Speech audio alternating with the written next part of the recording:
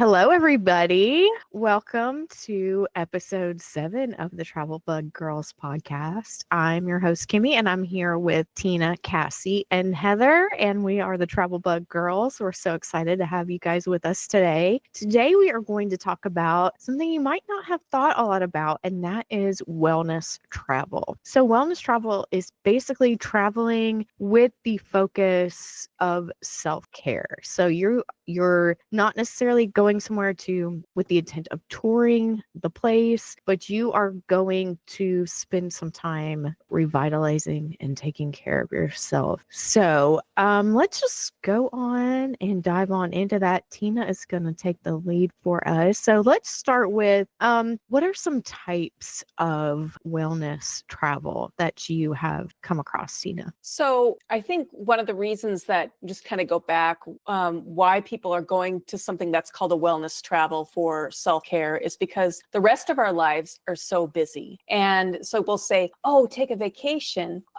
But sometimes vacations can be stressful. Mm-hmm. So you need to be intentional. I'm a yoga instructor, so you'll hear me say that a lot. To be intentional, you have to take space. You have to make space for what is important. When you have the stress and the burnout, you need to prioritize the getting out of that grind, getting into a destination not only away from your home but in your mind.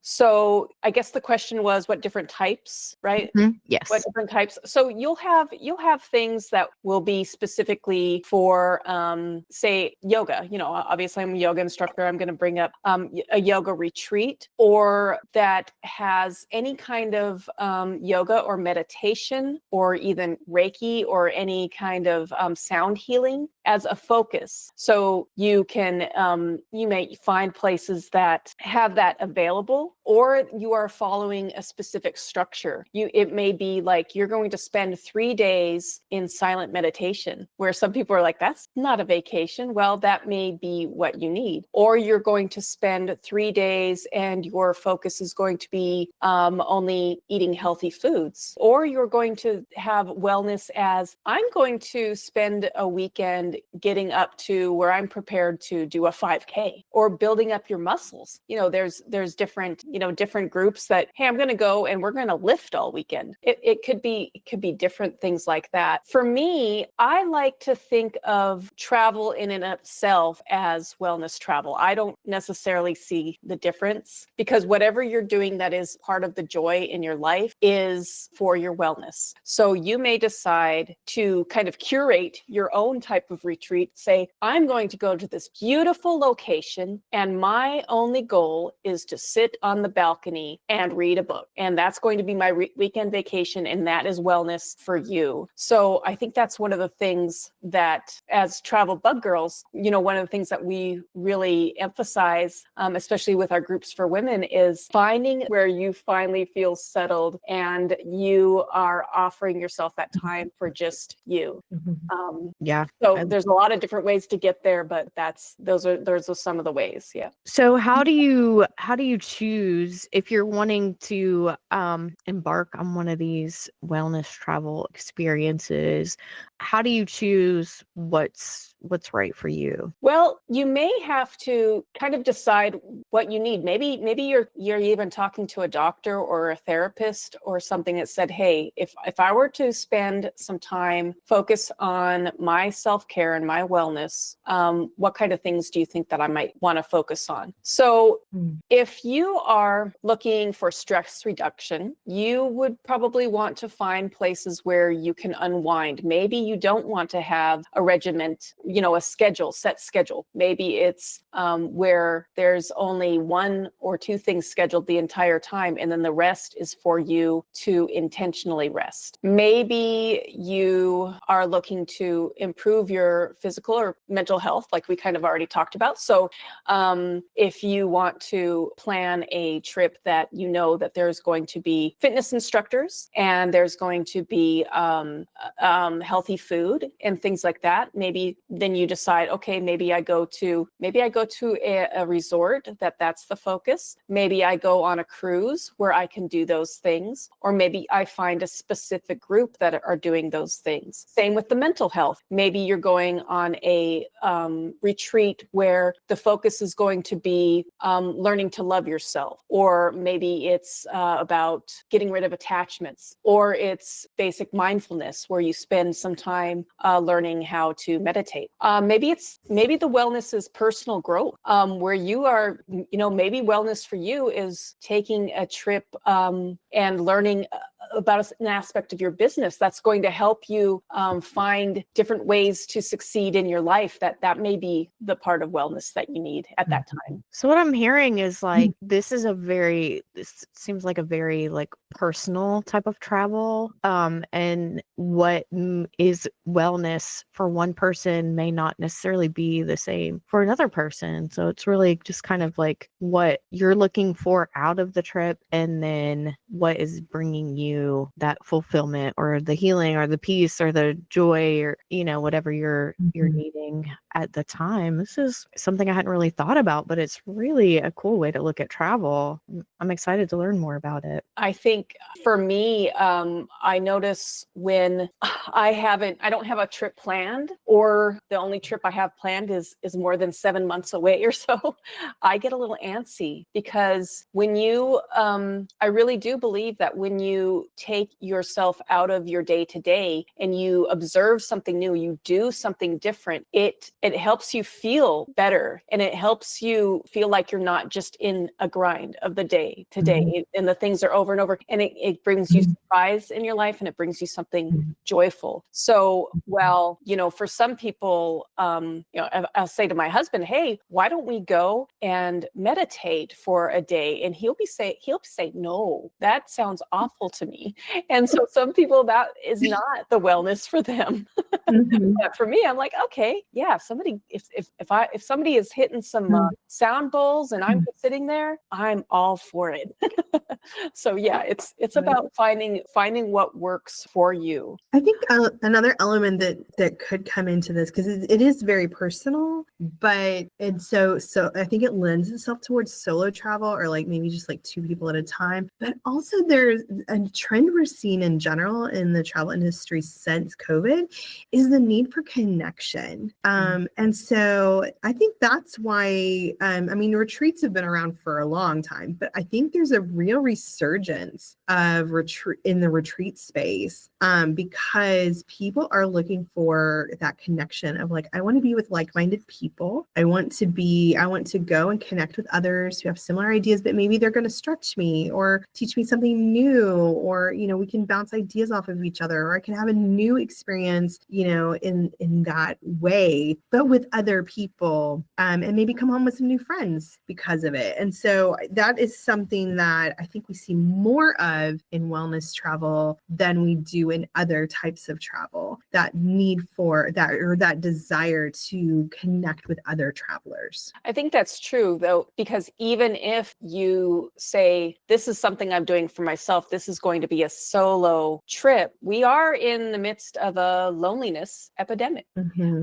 And it's a strange kind of thing. We have all these different means of communication now, and yet we're more lonely than we have ever been. It goes back to how you find that self-care. We need to be intentional with reaching out to others. It may take doing something on your own in order to go find more people. Like Heather just said, maybe you do find some kind of retreat. They have it every year, but that group who shows up on that time will be your group. You'll make those connections, and it'll be like, okay, this is us. This was our 2024 group, and we're going to know each other forever. That can happen. The first yoga retreat that I did here in Texas, I still know those people. I quit my job and decided I was going to be a yoga instructor, and said, oh, I'm doing a yoga retreat. Come on out and try it out. And I had some people who were like acquaintances who came, and then I had some people who I'd never met before, and we all came together. And because we were there there just to experience yoga away from home, we had plenty of things to talk about, even though, I mean, the ages were from 22 to 70, and we all had a connection. It was great. I know I've seen in recent times there's been a trend of a social detox as a wellness type trip, and I'm a family gal. Everything just respond back to my family, and I know in our neck of the woods, camping has really taken off because people want to go places and they want to be able to put their phones down. I know we have such a problem just disconnecting from the internet and our phones, and that then relates to our children. You know, they play video games and they do things electronically, and I think that's a very important, could be a very intentional trip to plan to social detox, to teach them and ourselves how to cope and how to really have a relationship with another person. I think that's something that's missing from just day-to-day life anymore. Yeah, just getting out into the air. And for me, that's things that I love when I go somewhere. And then maybe it'll remind me when I return home that yes, I can go just a few blocks away and take a walk around the lake here in my town, just a couple blocks away. I did it yesterday. I was just like, and it was a little chilly, but I was like, I need to do this more often. And so those are the kind of things that remind you where you do the things on your vacation, and that you can take home with you. You know, maybe you do one of these wellness trips where you don't drink any alcohol, you don't, you only eat vegetarian food, you do this kind of thing, and you do that for a weekend or whatever, and that's not your typical vacation, but maybe it resets you and you stay away from your phone for a while. Definitely. Yeah. So if someone is interested in a wellness trip, like where do they start? Do you have any tips for like planning or where to look? How do they get started?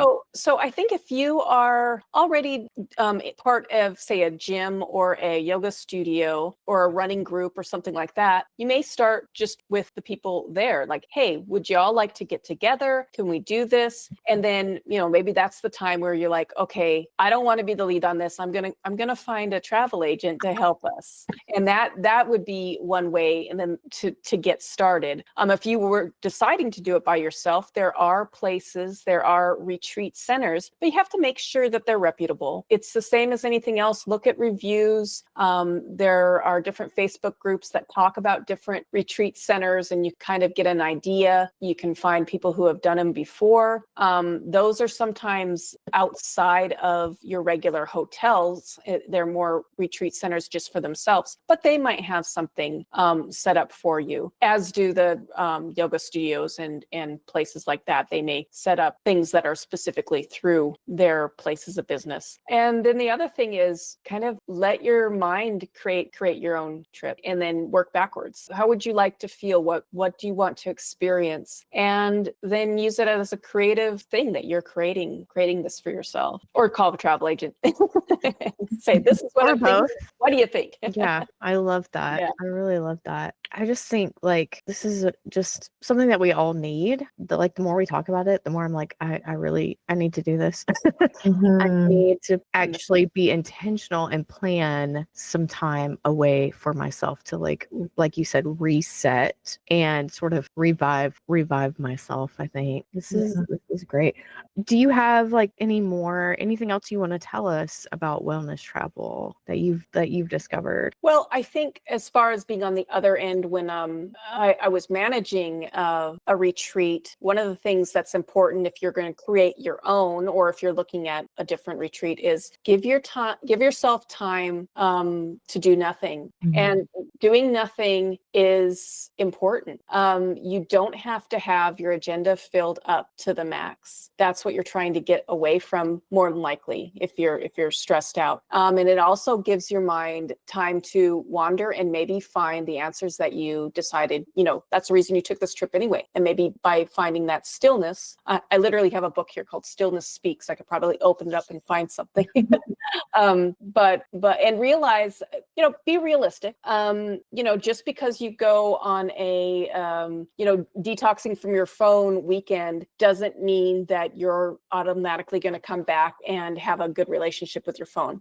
At the same time, be open to new experiences and challenges, because getting out of your comfort zone is what helps you grow. So while I'm saying yes, relax and be comfortable, sometimes the growth comes in the places of discomfort. I teach yoga. I teach yin yoga, which yin is when you are stretching and you find that edge and you hold it there and you try to find stillness there. And then that's where you have to decide, is this painful? And then if it's painful, you back off. But if it's just uncomfortable, can you breathe through it? Can you allow yourself to be with that comfort until your body realizes that you're safe? And so it's the same thing when you're doing something new for yourself in travel.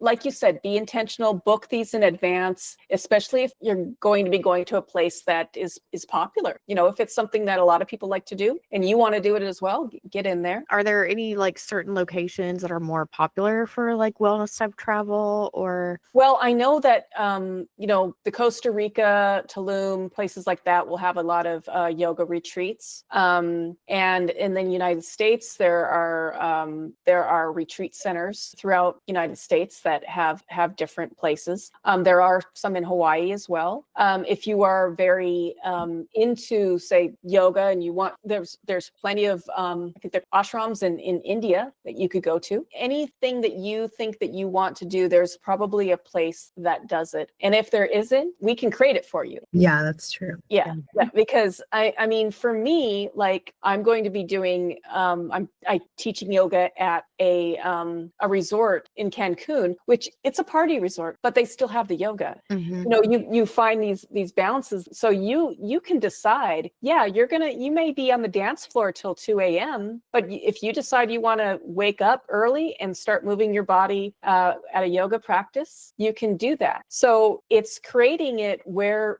you are. I love that. Sounds like there's so many different benefits of wellness travel, reducing your stress and just your physical health, your mental health, personal growth. I think all of that will give you the opportunity to kind of refresh and then come back to your quote regular life and feeling like you have more life, a revitalized person, Right. You cannot serve anybody from an empty well or empty vessel, right? Yeah. This is something that you can start in a smaller way. Like if you're feeling like you can't afford to go spend a whole week, doing something like that, then that is something you could do in a smaller dose and maybe have some really powerful effects still. When I was younger and in the thick of being a stay-at-home mom, I would fantasize about going away on a spa vacation, like just by myself, or maybe me and my best friend, and like no kids and nothing, no responsibility for a week, and just have beauty treatments. But of course, when you go to look up something like that, if you want to stay a week and do spa treatments every day somewhere, that's going to be expensive because you're paying for not only your lodging, but it's probably going to be somewhere inclusive. So you're paying for your food as well. And all of those treatments, it's going to be expensive. But, back then I didn't have the money to travel like that. I still would feel, like that's not how I would probably spend money now, just personally.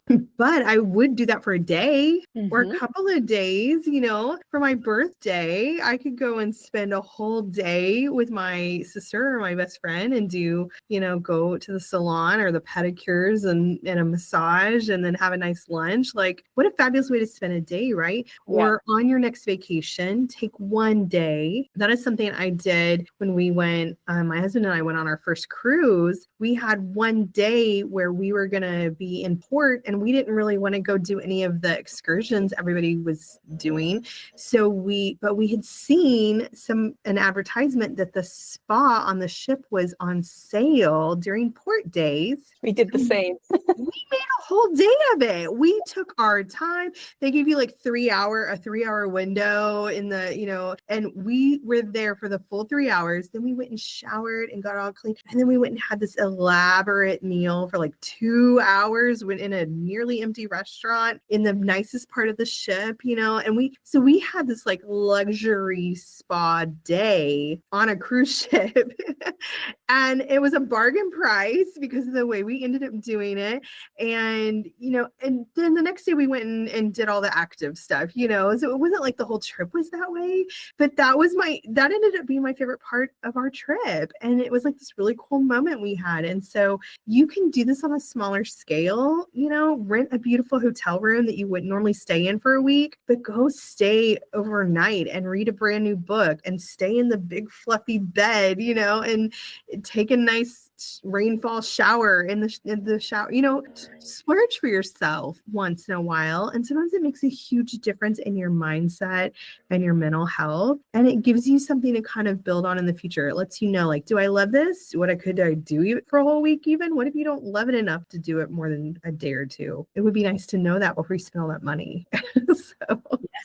I love that. April 27th to May 4th is when I will be teaching yoga at the Breathless Cancun Soul. So yeah, it's, for anybody who is there with me, I'll be teaching for everybody. But if you come with me, then afterwards, maybe I'll have a little extra and we can spend time doing the, some of the excursions together or the beautiful spa there as well. And they get a discount if they sign up to go with her. Yes. Sign up to go out on our group page. During that group page, it's on there. It's on there.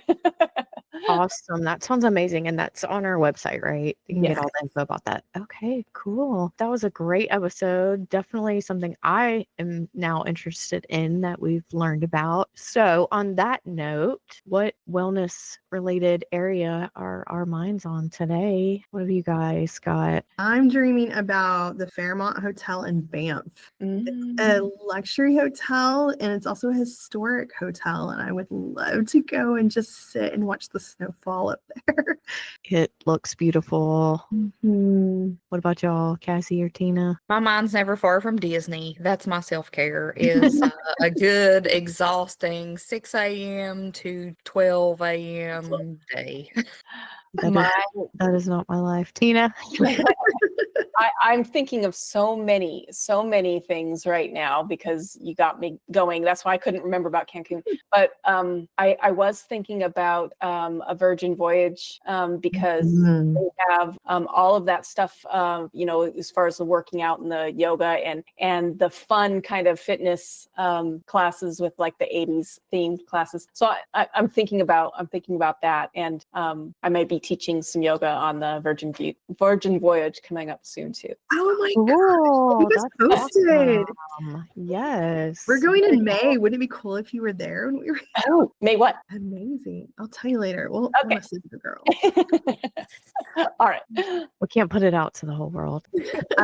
Mine, and you actually brought this up, but I was thinking about this connected with the wellness travel, is Costa Rica. That was just like the first place that came to my mind because it just seems so beautiful and lush and like very embrace life kind of place. So that's where my mind went. Well, thank you all for joining us today. I think that was a great episode. And listeners, you can share with us on Facebook under this week's podcast question where you're thinking about. Join us at facebook.com/travelbuggirls. You can also find us on your favorite social media by using @travelbuggirls. And you can join our VIP group on Facebook. You'll find us in Facebook groups under TBG Travel Bugs or at facebook.com/groups/TBG Travel Bugs. Thank you all for joining us. Bye, everyone.